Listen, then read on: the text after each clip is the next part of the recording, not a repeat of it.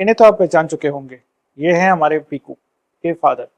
इनको एक ऐसी प्रॉब्लम थी जिससे ये बहुत ही परेशान थे।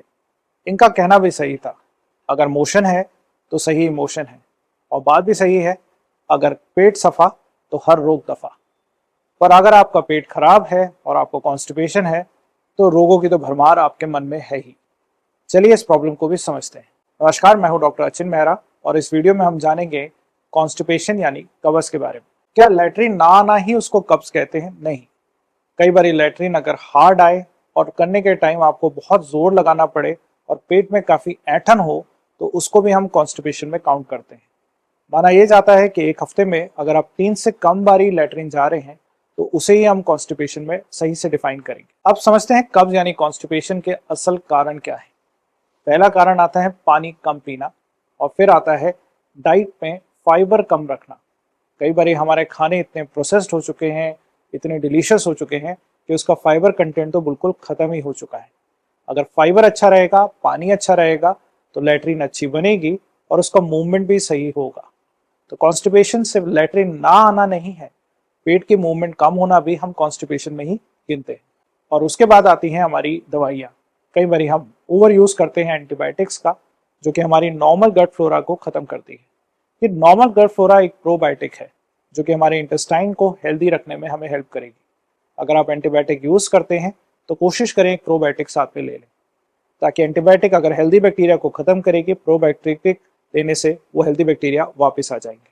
कई बार कॉन्स्टिपेशन यानी कब्ज एक ऐसा लक्षण होता है जो बड़ी बीमारियों का लक्षण है, जैसे कि हाइपोथायराइड, डायबिटीज और इरिटेबल बाउल सिंड्रोम। तो अगर आपको कब्ज रहता है तो आप घर पे क्या करें?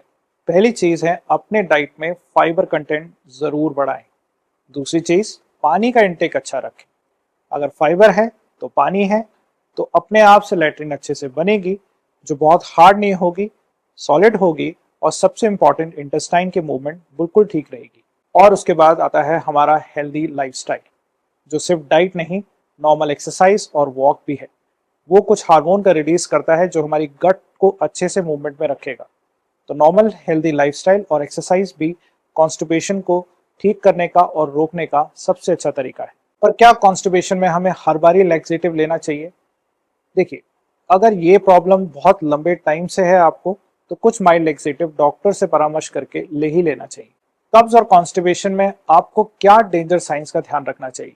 अगर आपका कॉन्स्टिपेशन नॉर्मल दवाइयों से हील नहीं हो रहा, यानी ठीक नहीं हो रहा, लैट्रिन के रास्ते आपको खून भी आ रहा है, और बार बार आपके पेट में ऐठन यानी तेज दर्द हो रहा है, और वेट लॉस, अगर आपका धीरे धीरे वजन घट भी रहा है, क्योंकि हम मानते हैं कब्ज यानी कॉन्स्टिपेशन कई बार इंटेस्टाइनल प्रॉब्लम्स का भी एक मेजर सिम्टम होता है, और कई बार उनका इलाज अगर लेट हो तो कोई फायदा नहीं होता।